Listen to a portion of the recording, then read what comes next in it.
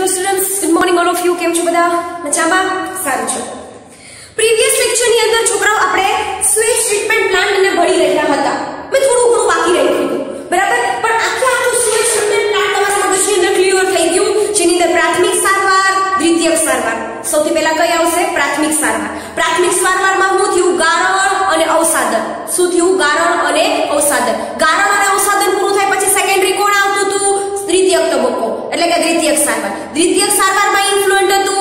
પછી આપણે શું કર્યું હતું? અંદર હવા પસાર કરી, ઝાડક શ્વસન કરતા બેક્ટેરિયા ઓલરેડી ટાંકામાં પ્રેઝન્ટ હતા, તો એનું વૃદ્ધિ થઈ, કેમ કે કાર્બનિક દ્રવ્યોનું ઓક્સિડેશન થયું. ધીમે ધીમે ધીમે ધીમે ધીમે કરીને બીઓડી શું થઈ? ઘટી. બીઓડી ઘટી, કાર્બનિક દ્રવ્યો ઘટ્યા, પ્રદૂષણ પણ ઘટ્યું. 1 લીટર પાણીમાં રહેલા કાર્બનિક દ્રવ્યોના ઓક્સિડેશન માટે વપરાતો ઓક્સિજનનો જથ્થો એની બીઓડી દર્શાવે છે.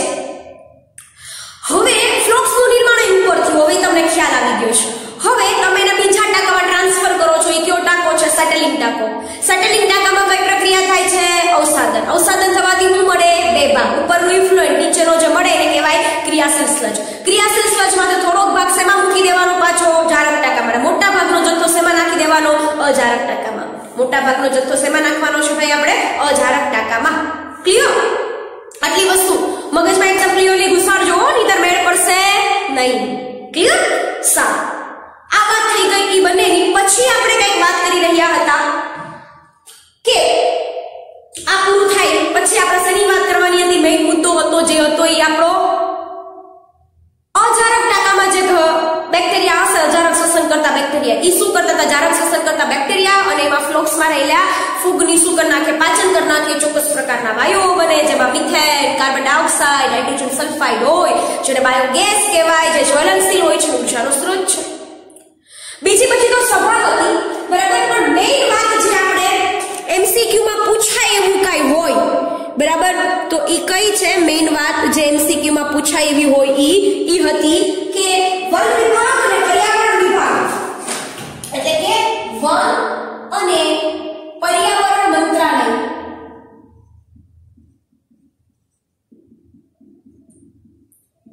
દ્વારા મુખ્ય જે નદીઓ હોય,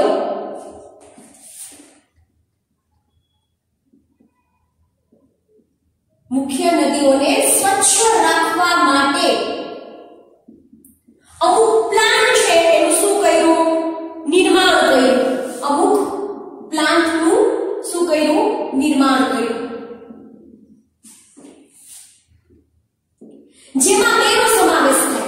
જે પ્લાન્ટ બનાવ્યા જેમાં કોનો સમાવેશ થાય છે? બે પ્લાન્ટ બનાવ્યા. મુખ્ય નદીને જો આપણે આગળ શું કર્યા હતા? ડે બાય ડે આ તો વધતું જ જાય છે સીવેજ, બરાબર? એટલા બધા પ્લાન્ટ તો બનતા નથી. જે મેઇન નદી હોય એને તો ચોખ્ખી રાખવી, એટલે આ ખાલી સાંભળવા માટે જ સારું લાગે હો. એકચ્યુઅલી આવું બધું એટલું પણ હજી નથી.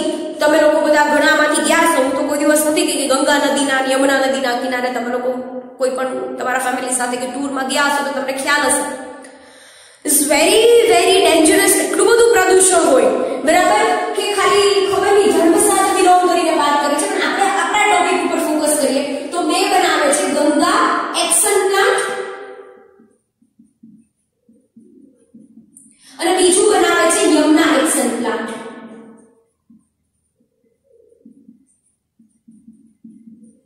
આ તમારે ગમે યાદ આમાં છે 3 એમસીક્યુ ગમે એ રીતના આવે છે.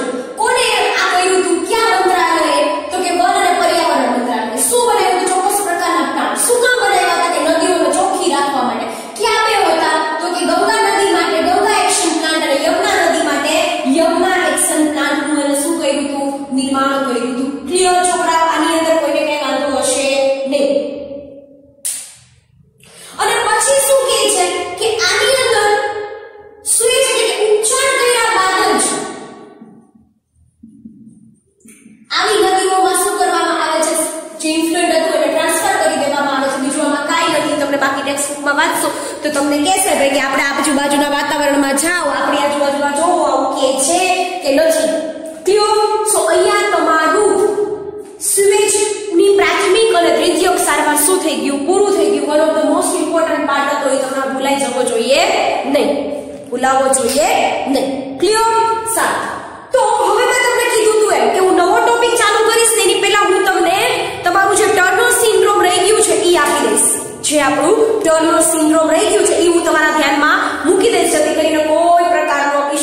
પ્રોબ્લેમ થાય નહીં. ચલો તો શું કહે છે ટર્નર સિન્ડ્રોમ ની અંદર? તો કે આ એક લિંગ સંબંધિત ખામી છે. એટલે તમને જો એક્ચ્યુઅલી છે ને તમને બહુ ક્લાઇનફેલ્ટર સિન્ડ્રોમ બની ગયા છો ને એટલે તમને આ બહુ ઈઝી લાગશે. કેમ કે જે ડાઉન સિન્ડ્રોમ હતો ને એ કયો હતો? એ લિંગ સંબંધિત નહોતો. એ 21મી નંબરની રંગસૂત્રમાં થતો હતો. આ કઈ થશે? 23મી નંબરની રંગસૂત્રમાં. ક્યાં થશે? 23મી નંબર. જો એ લિંગ સંબંધિત ખામી છે એટલે કે ચોક્કસ પ્રકારની સ્ત્રી કે પુરુષને જ લાગુ પડતું હશે. આગળ જ્યારે વાત કરીએ કોને લાગુ પડે? જ્યારે સ્ત્રી બે લિંગી રંગસૂત્રને બદલે શું કરાવે? એક જ એક્સલિંગી રંગસૂત્ર ધરાવે. એક્ચ્યુઅલી તમને બધાને ખબર છે. અહીંયા જોજો 23મી જોડ સ્ત્રીમાં. તો સ્ત્રીમાં તો કઈ વેરિએશન હોતું જ નથી ને. એ બરાબર એના બે પ્રકારમાં સરખા જ હોય. X અને X પ્રકાર બંનેમાં કેવા હોય છે? સરખા જ હોય છે. તો આપણે આમાં શું રાખીએ? X અને X પ્રકાર. તો એક્ચ્યુઅલી શું કહે છે કે 23મી જોડમાં X અને X છે બરાબર, એને બદલે એક જ X લિંગી રંગસૂત્ર આવે. એટલે 23મી જોડમાં છે આવું થઈ જશે. આવું એક X છે જતો રહેશે, ગાયબ થઈ જશે, લોપ થઈ જશે. તો એક્ચ્યુઅલી એને કઈ સ્થિતિ ઉત્પન્ન થઈ ખબર? મોનોસોમી. એક્ચ્યુઅલી આ જે સ્થિતિ ઉત્પન્ન થઈને શું કહેવામાં આવે છે? મોનોસોમી. કે ભૂલતા નહીં, આ બહુ ઇમ્પોર્ટન્ટ વસ્તુ છે. જો એકાદું વધારે આવી ગયું હોત તો શું થાત? ટ્રાઇસોમી. બે વધારે આવી ગયા હોત તો ટેટ્રાસોમી. બે ડિલીટ થઈ ગયા હોત તો નલિસોમી. એટલે કેટલા બધા એમસીક્યુ નીકળામાંથી. 23મી જોડ લિંગી રંગસૂત્રને લાગુ પડે. ખાસ કરીને સ્ત્રીની વાત કરી છે તો તમને ખાલી પૂછે કે સ્ત્રીની અંદર લિંગી રંગસૂત્રને લાગુ પડતું હોય તો પણ અહીંયા ક્લાઇનફેલ્ટર સિન્ડ્રોમમાં વાત કરી હતી X અને Y ની, એટલે કે નરની અંદર વાત કરી હતી. અને અહીંયા થાય છે શું? મોનોસોમી. શું થાય છે અહીંયા? મોનોસોમી. ક્લિયર? ચલો so what is the characteristic of that? જો હવે તમને અહીંયા એવું પણ કહેશે કે મોનોસોમી થવાના લીધે અહીંયા 46 ની બદલે કેટલા રંગસૂત્ર થઈ જાય છે? 45 રંગસૂત્ર થાય છે. તો તમને એવું પણ કોઈ સ્થિતિ પૂછાય કે કોઈ એવા સિન્ડ્રોમનું વર્ણન કરો કે જેમાં રંગસૂત્રની સંખ્યામાં ઘટાડો થતો હોય, એટલે કે 45 થતા હોય 46 ની બદલે, તો પણ તમારે કયો સિન્ડ્રોમ લખવાનો છે? ટર્નર સિન્ડ્રોમ લખવાનો છે. ક્લિયર? ચલો what is the characteristic of that? અમુક કેરેક્ટરિસ્ટિક તો સિમિલર છે. અમુક કેરેક્ટરિસ્ટિક છે એ બધામાં કેવી આવશે? સરખી જ આવશે. તેમાં તમારે કોઈ પ્રોબ્લેમ થવાનો નથી. ક્લિયર? તો વાત કરીએ પેલા ખામી સંબંધિત લક્ષણો. ઠીંગણું કદ. એટલે આવા વ્યક્તિ અનહાઇટી હશે. ઠીંગણું કદ એટલે શું થાય? આવા વ્યક્તિની હાઈટ એટલી બધી હશે નહીં. ટૂંકું કરચલી યુક્ત ગળું. ટૂંકું કરચ બહુ સિમ્પલ છે. આમાં કદાચ કે સમજાવું નહીં તો પણ ચાલે. આગળ પણ મેં તમને ઘણી બધી કેરેક્ટરિસ્ટિકનું એક્સપ્લેનેશન આપ્યું છે. અનહાઇટી, ટૂંકું ગળું હશે, પણ થોડું કરચલીમય ગળું હશે. સ્વરૂપ દ્રષ્ટિ સ્ત્રી. એક્ચ્યુઅલી XX ની વાત કરતા હોય એટલે ખબર જ છે. આગળનામાં ક્લાઇનફેલ્ટર સિન્ડ્રોમમાં આપણે સ્વરૂપ દ્રષ્ટિએ પુરુષની વાત કરી હતી. તો અહીંયા સ્વરૂપ દ્રષ્ટિએ કેવી છે? સ્ત્રી. હોવા છતાં તેના પ્રજનન અંગો કેવા હોય છે? અલ્પવિકસિત. સ્ત્રી હોય તો બટ ઓબ્વિયસલી એના જે રિપ્રોડક્ટિવ ઓર્ગન છે, ખાસ કરીને અંડપિંડની વાત કરીએ તો જે ઓવા પ્રોડ્યુસ કરતા હોય એની વાત કરે છે. તો સ્ત્રી હોવા છતાં પણ તેના પ્રજનન અંગો કેવા હોય છે? અલ્પવિકસિત હોય છે. તેના પ્રજનન અંગો કેવા હોય છે? અલ્પવિકસિત. એટલે કે એટલા બધા પ્રોપરલી ડેવલપ થયેલા હોતા નથી. ચલો લગભગ સપાટ છાતી હોય. એક્ચ્યુઅલી આ પણ બહુ ઇમ્પોર્ટન્ટ છે. સ્ત્રી હશે તો બ્રેસ્ટ હશે, સ્તન ગ્રંથિ હશે બરાબર, અને એ ચેસ્ટ ઉપર થોડી ઉભરી આવે, બહારની બાજુ હોય બરાબર છે. એ તમે લોકો ડિટેલમાં ચેપ્ટર નંબર 3 ની અંદર ભણશો. તો અહીંયા વાત કરે છે એની જે ચેસ્ટ ભાગ છે ને, છાતીનો ભાગ, એ કેવો હશે? સપાટ હશે. એક્ચ્યુઅલી આવું ન હોવું જોઈએ ને. સ્તન ગ્રંથિ હોવી જોઈએ, પૂરતી પ્રમાણમાં વિકસિત થવી હોવી જોઈએ બરાબર. એટલે આપણે યાદ રાખજો, ગર્ભાશય અલ્પ વિકસિત હોય છે. પહેલા જ વાત કરી પ્રજનન અંગો અલ્પ વિકસિત છે. તો બટ ઓબ્વિયસલી ઓવા અંડકોષ બનાવતી હશે તો પણ ફલનની પ્રક્રિયા માટે કોઈ શક્યતાઓ જ નથી. તો ગર્ભાશય છે પણ એ પણ કેવું છે? અલ્પ વિકસિત છે. ગર્ભાશય છે એ પણ કેવું છે છોકરાઓ? અલ્પ વિકસિત ગર્ભાશય છે. ક્લિયર? આમાં કોઈને કઈ વાંધો છે? અલ્પ વિકસિત શું છે? એનું ગર્ભાશય છે. વંધ્ય સ્ત્રી, બટ ઓબ્વિયસલી પ્રોપરલી એના પ્રજનન અંગો છે બરાબર, એ કામ ન કરતા હોય, ગર્ભાશય કામ નથી કરતું, પ્રજનન અંગો કામ નથી કરતા, તો આવી સ્ત્રી કેવી થવાની છે? વંધ્ય જ થવાની છે. આવી સ્ત્રી જે હશે કેવી હશે? વંધ્ય જ હશે. આમાં કોઈ ડાઉટ જ નથી. ક્લિયર? સો લિંગ સંબંધિત બે લિંગી રંગસૂત્રને બદલે એક જ X લિંગી રંગસૂત્ર થઈ જાય. રંગસૂત્રોમાં શું જોવા મળે છે તમને? મોનોસોમી. એટલે કે 45 થઈ જાય 46 ને બદલે. ઠીંગણું કદ થઈ જાય, ટૂંકું કરચલીયુક્ત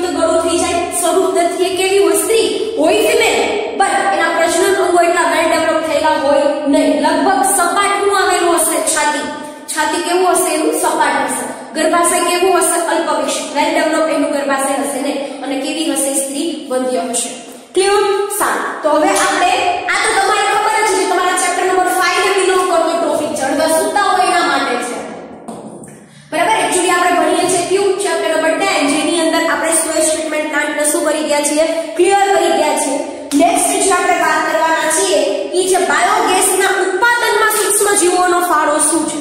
નેક્સ્ટ જે ટોપિક છે એ શું છે? બાયોગેસના ઉત્પાદનમાં સૂક્ષ્મજીવોનો ફાળો. ચલો જોઈએ હવે.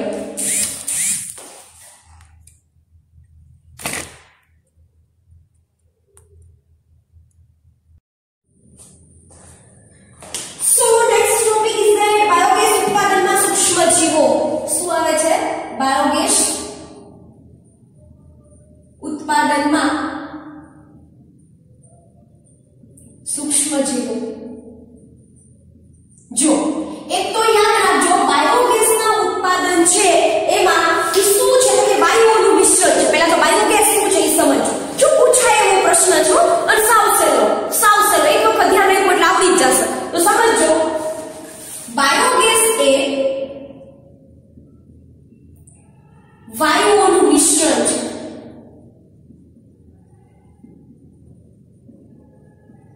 બાયોગેસ શું છે? વાયુઓનું મિશ્રણ છે. સમજાય છે?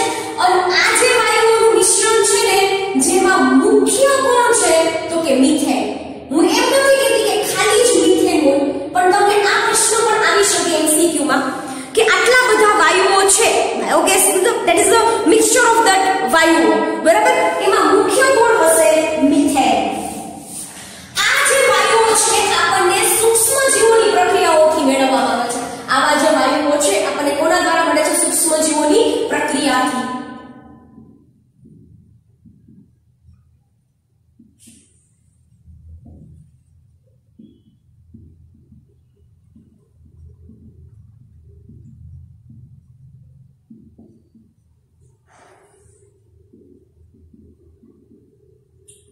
બરાબર? એ તો તમને ખબર પડી જ ગઈ કે સૂક્ષ્મજીવો દ્વારા જે પ્રક્રિયા થાય છે એ પ્રક્રિયાથી ફાઇનલી આપણને શું મળે છે? વિવિધ પ્રકારના શું મળે છે? આવા વાયુઓ મળે છે, જેને આપણે શું નામ આપ્યું હતું? બાયોગેસ. અને જેનો ઉપયોગ બળતણ તરીકે થાય છે. જેનો ઉપયોગ બળતણ તરીકે થાય છે. જેનો ઉપયોગ કેના તરીકે થાય છે? બળતણ તરીકે થાય છે. ક્લિયર? તો કે કેવી રીતના થાય? તો કે સૂક્ષ્મજીવો સતત અને સતત વૃદ્ધિ પામતા હોય અને ચયાપચય પામતા હોય, તો એની અંતિમ નિપજ કોઈ હશે તો એ કઈ હશે? વાયુ. દરેક કોઈને લખવાને આખી NCERT આપણા બોર્ડમાં હોવી જ જોઈએ વર્ષ દરમિયાન. ક્લિયર? ચલો, શું કે છે? સૂક્ષ્મજીવો ની વૃદ્ધિ પ્લસ અને તેનું ચયાપચય ના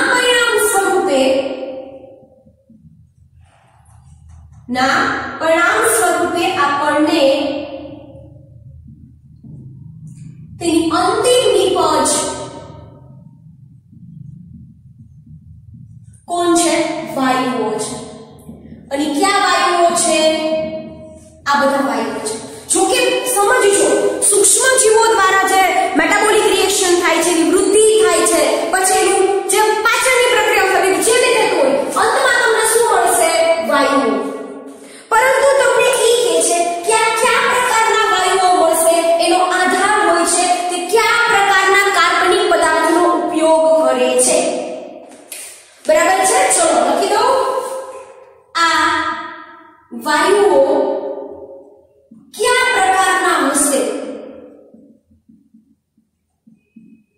આ વાયુઓ કયા પ્રકારના હશે તેનો મુખ્ય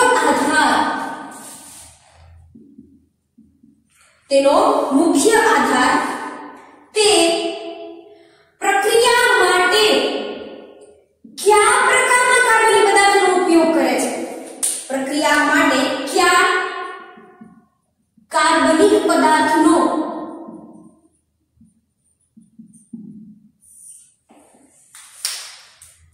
ઉપયોગ કરે છે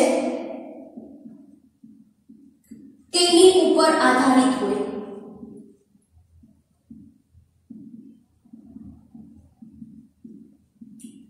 સમજાય છે કે નથી સમજાતું? તમને એટલી તો ખબર પડી આ જે સૂક્ષ્મજીવો છે વૃદ્ધિ પામશે, આગળ જતા ચયાપચયની પ્રક્રિયા કરશે અને અંતિમ નિપજ તરીકે વાયુઓ મળશે. પણ વાયુઓ તો ઘણા બધા પ્રકારના હોય. વાયુઓ છે તો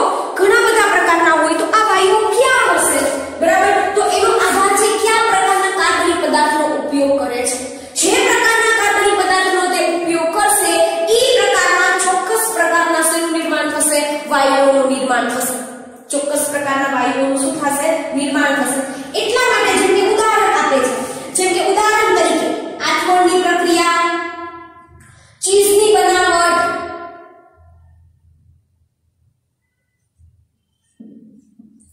કે પછી ઠંડા પીણાની બનાવટ.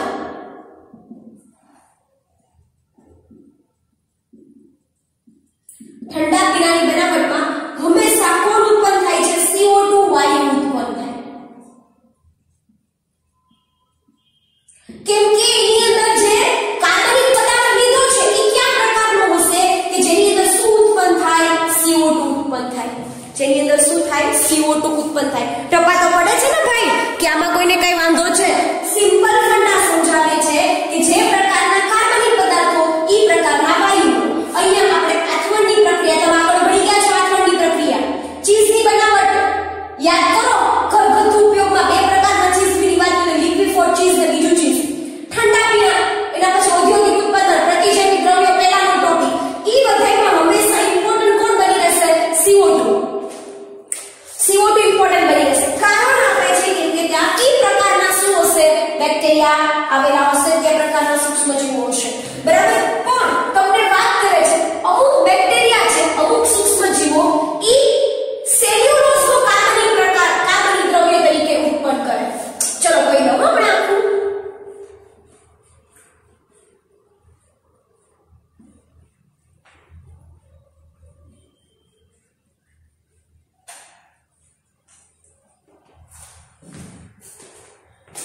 પરંતુ અમુક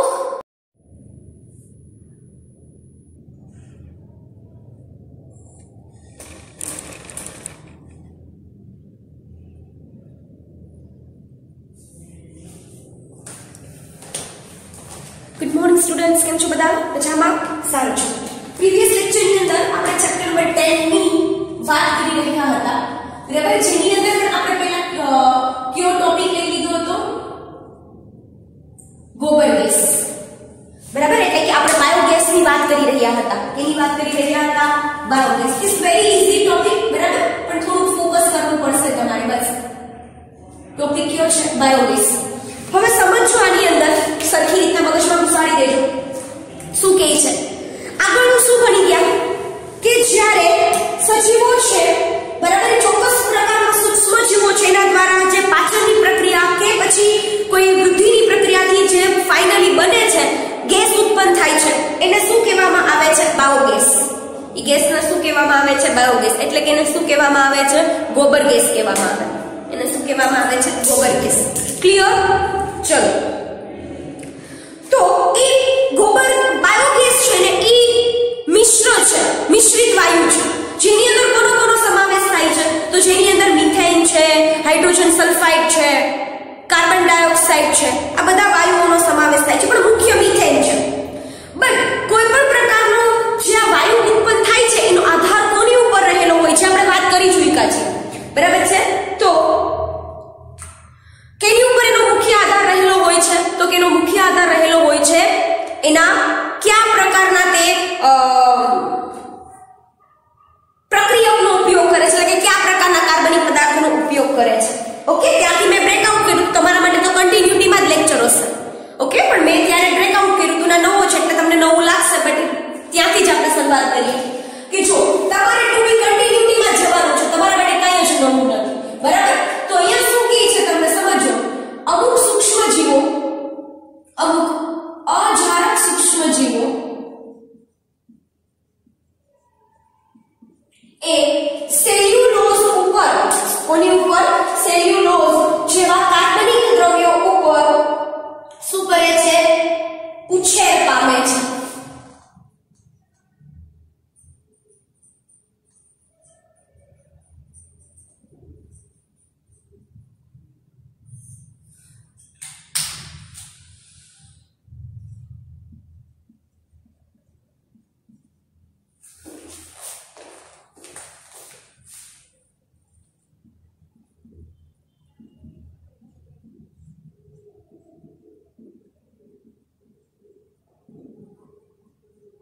એનો ઉપયોગ શેના માટે કરે છે? અને ચોક્કસ પ્રકારના મિથેન ગેસનો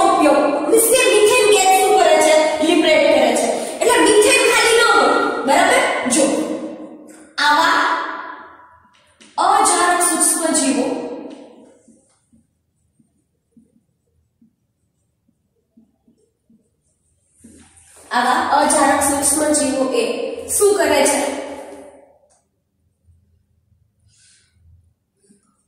મિથેન સાથે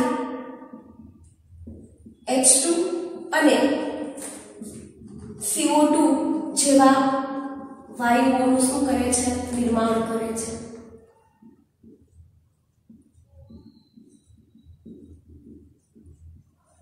તેવા વાયુઓનું શું કરી નાખે છે? તે નિર્માણ કરી નાખે છે. ક્લિયર છોકરાઓ? બરાબર.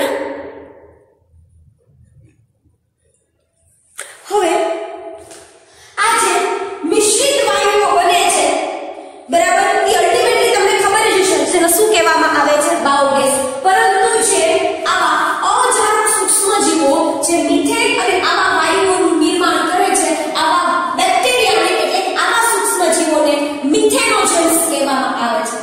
આવા બેક્ટેરિયાને મિથેનોજન્સ કહેવામાં આવે.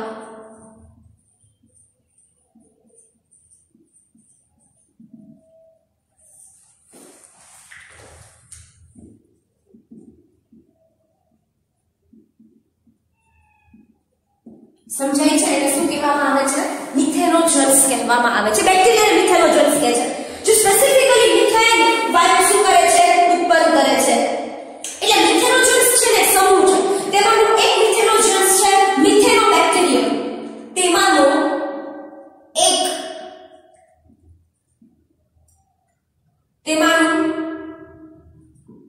એક ઉદાહરણ છે મિથેનોબેક્ટેરિયમ. ક્યું છે? મિથેનોબેક્ટેરિયમ.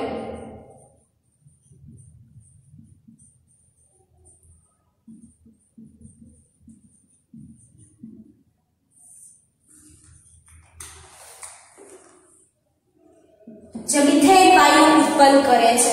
કે શું ઉત્પન્ન કરે છે? મિથેન વાયુ ઉત્પન્ન કરે છે.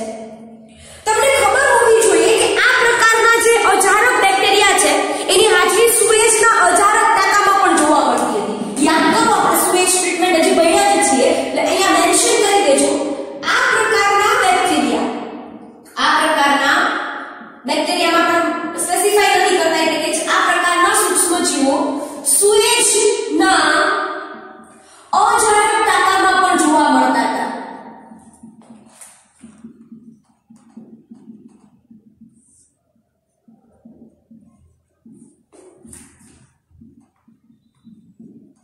આ પ્રકારના શેમાં જોવા મળતા હતા? સુએજના અજારક ટાંકામાં પણ જોવા મળતા હતા. આ વસ્તુ ભૂલતા નહીં. અને ત્યાં પણ તેને ચોક્કસ પ્રકારના વાયુઓનો નિર્માણ કર્યું હતું. બરાબર.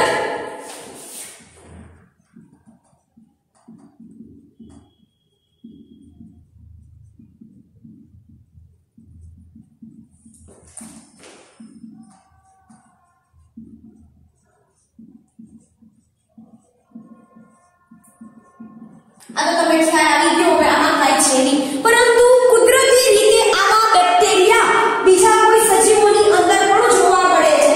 બરાબર. તો ખાસ કરીને કહે છે આ પ્રકારના બેક્ટેરિયા ઢોરના આમાશયમાં જોવા મળે છે. આ પ્રકારના બેક્ટેરિયા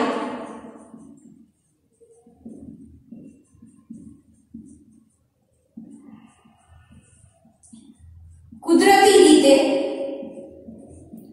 ઢોરના આમાશયમાં જોવા મળે. શેમાં જોવા મળે છે? ઢોરના આમાશયમાં.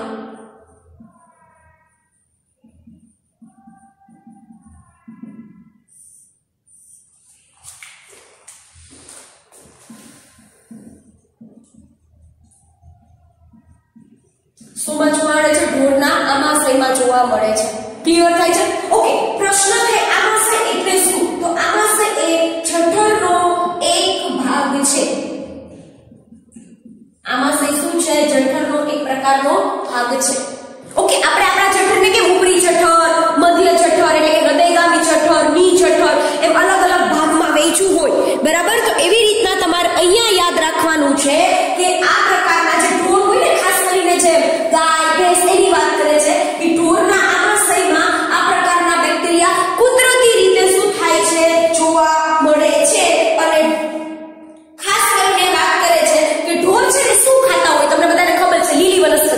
લીલી વનસ્પતિ છે ને એની કોષ દિવાલ શેની બનેલી હોય?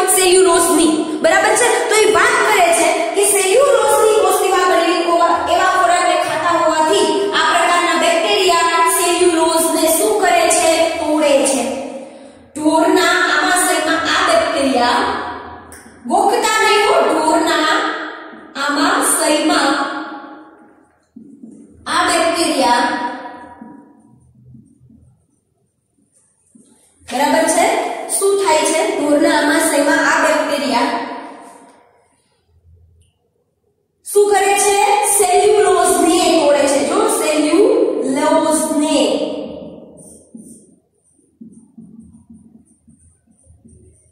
શું કરે છે તોડે છે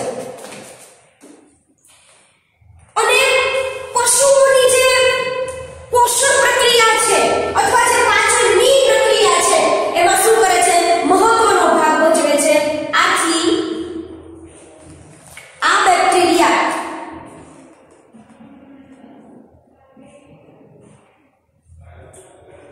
શું કરે છે આ બેક્ટેરિયા ઢોરના પોષણ પ્રક્રિયામાં શું કરે છે મહત્વનો ભાગ ભજવે છે ક્લિયર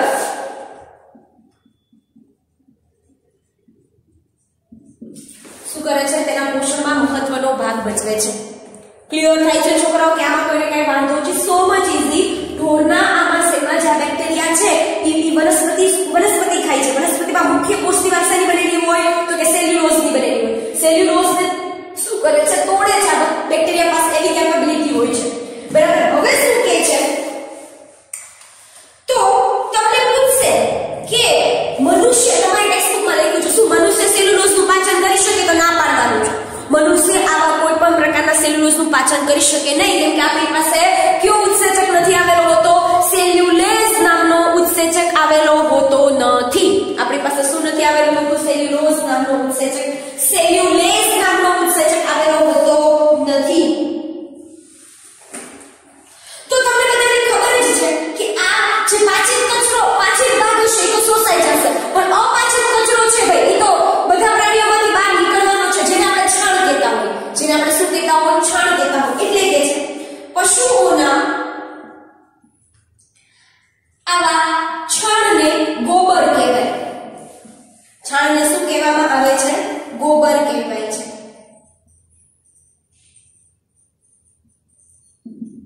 ક્લિયર થઈ ગયું આવા છાણને શું કહેવામાં આવે છે ગોબર કહેવામાં આવે છે ઓકે ચલો હવે કે છે આ જે ગોબર છે એમાંથી ઉચ્ચ માત્રામાં શું થાય છે વાયુ ઉત્પન્ન થાય છે આવા ગોબરમાંથી કેમ કે એની અંદર ચોક્કસ પ્રકારના બેક્ટેરિયા હોય છે એટલે ગોબરમાં પહેલા તો બેક્ટેરિયાની જ વાત કરીએ ચલો આવા ગોબરમાં પણ મિથેનોજન્સ જોવા મળે છે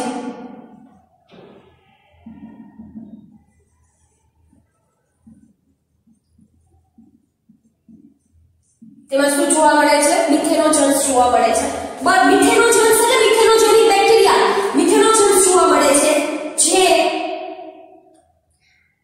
આવા વાયુઓ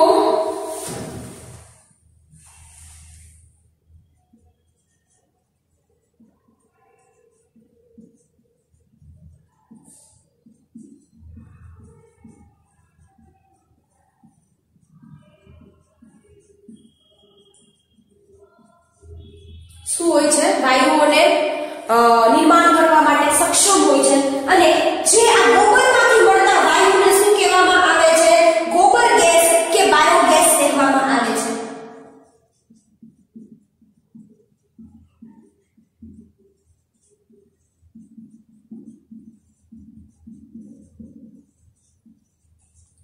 શું કહેવામાં આવે છે ગોબર ગેસ કે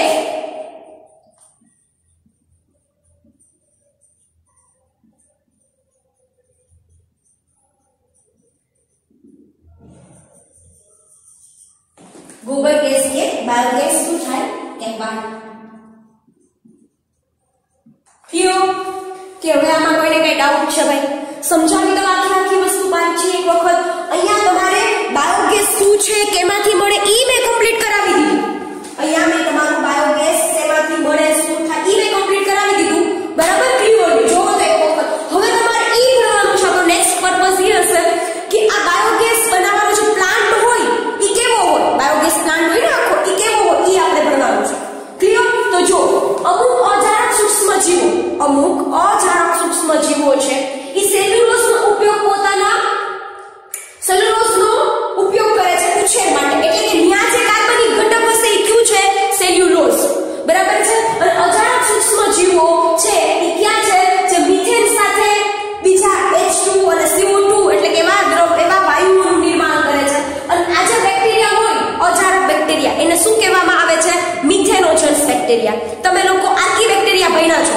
ultimately methanogens is one kind of archaebacteria જે નોર્મલ કન્ડિશનમાં નથી રહેતા, બરાબર છે. ત્યારે પણ આર્કી બેક્ટેરિયામાં વાત કરી હતી તમને આની, બરાબર છે. આ તેમાંનું એક ઉદાહરણ છે મિથેનોબેક્ટેરિયમ. જો આ ભૂલતા નહીં, તમને આવો એમસીક્યુ પૂછાઈ શકે કે મિથેનોજન્સનું વન ઓફ ધ એક્ઝામ્પલ કોણ છે? મિથેનોબેક્ટેરિયમ. આ પ્રકારના સૂક્ષ્મજીવો સુએઝના અજારક ટાંકામાં જોવા મળ્યા હતા. યાદ કરો, ક્રિયાશીલ સ્લજ હતું, તમને મળ્યું હતું દ્વિતીયક સારવાર દરમિયાન. એમાંનો અમુક જથ્થો થોડો ઓછી માત્રાનો જથ્થો તમે જારક ટાંકામાં નાખ્યો હતો અને બીજો જથ્થો તમે અજારક ટાંકામાં નાખ્યો હતો. તો એ અજારક ટાંકામાં અજારક બેક્ટેરિયા હતા અને મિથેનોજેનિક બેક્ટેરિયા હતા. એટલે તમને કદાચ ઊંધો પ્રશ્ન ફેરવીને પૂછે તો યાદ રહેવું જોઈએ મિથેનોબેક્ટેરિયમ. આ પ્રકારના સૂક્ષ્મજીવો સુએઝના અજારક ટાંકામાં પણ જોવા મળતા હતા. ત્યાં પણ ચોક્કસ પ્રકારના વાયુનું નિર્માણ કરતા હતા, બાયોગેસનું નિર્માણ કરતા હતા, જ્વલનશીલ હતું. તેનો ઉપયોગ આપણે વાત કરી હતી ઉર્જાના સોર્સ તરીકે થતું હતું. આ પ્રકારના બેક્ટેરિયા કુદરતી રીતે જોવા મળે છે કે આ ઢોરના આમાશયમાં જે એક પ્રકારનો જઠરનો ભાગ જ છે. ઢોરના આમાશયમાં આ બેક્ટેરિયા સેલ્યુલોઝને શું કરે છે? તોડે છે. આવા બેક્ટેરિયા સેલ્યુલોઝને શું કરે છે? તોડે છે. અને આ બેક્ટેરિયા ઢોરના પોષણમાં શું કરે છે? મહત્વનો ભાગ ભજવે છે. ઢોરના પોષણમાં શું કરે છે? મહત્વનો ભાગ ભજવે છે. પશુઓ આવા છાણને ગોબર ગેસ કહેવાય. પણ ગોબરનો ગેસ ન કહેવાય, છાણને ગોબર ગેસ ન કહેવાય, છાણને ગોબર કહેવાય. અને ગોબરમાં પણ ઘણા બધા મિથેનોજેનિક બેક્ટેરિયા છે, મિથેનોજેન્સ બેક્ટેરિયા છે. અને જે વાયુઓનું નિર્માણ કરે, જે વાયુઓનું નિર્માણ છાણમાંથી થાય છે, એમાં પ્રક્રિયા કરી આવીને થાય છે, તો એવા વાયુને શું કહેવામાં આવે છે? ગોબર ગેસ કે પછી બાયોગેસ કહેવામાં આવે. એને શું કહેવામાં આવે છે? ગોબર ગેસ કે બાયોગેસ કહેવામાં આવે. Clear students? આજના લેક્ચર પૂરતું આટલું રાખીએ. આપણે નેક્સ્ટ લેક્ચરની અંદર આપણે જોશું કે બાયોગેસ આખું છે ભાઈ, બરાબર, એ કેવી રીતના બને. કે તમારે પહેલા ખાડો કરવાનો, ખાડો કરવા છાણ નાખવાનું. એકચ્યુઅલી છે ને પહેલાના જમાનામાં કોઈ એલપીજી કે સીએનજી એવા કોઈ ગેસ હતા જ નહીં. સીએનજી તો ચલો અત્યારે અલગ પર્પસથી આપણે વાપરીએ છીએ, પણ એલપીજી તો ગેસ વાપરીએ છીએ ને આપણે. પહેલાનો એનો પર્પસ કેવો હતો? કંઈક અલગ પર્પસ હતો, બરાબર છે. તો પહેલા તો બધા ગામડામાં આખો આમ ફેરવતા જ હોય, ગોબર ગેસ જ હોય બધાના ઘરે, બરાબર. અને એનાથી જ રાંધતા હોય છે. સો એ કેવી રીતના, કેટલા ફૂટનો ખાડો બનાવવો, કઈ રીતના નાખવાનો, કઈ પાઇપલાઇન હોય, કઈ એવી આપણે કેમ ઓલું ભણ્યા હતા વન વિભાગ અને પર્યાવરણ મંત્રાલય ગંગા એક્શન પ્લાન્ટ ને યમુના એક્શન પ્લાન્ટ બનાવ્યો, તેવી રીતના અહીંયા પણ કોઈ છે એવું કે જેને આમાં કઈ વાતચીત કરી હતી. તો એ બધી વસ્તુની સ્ટોરી આપણે ક્યારે કરશું? આપણા નેક્સ્ટ લેક્ચરની અંદર. Okay students, thank you.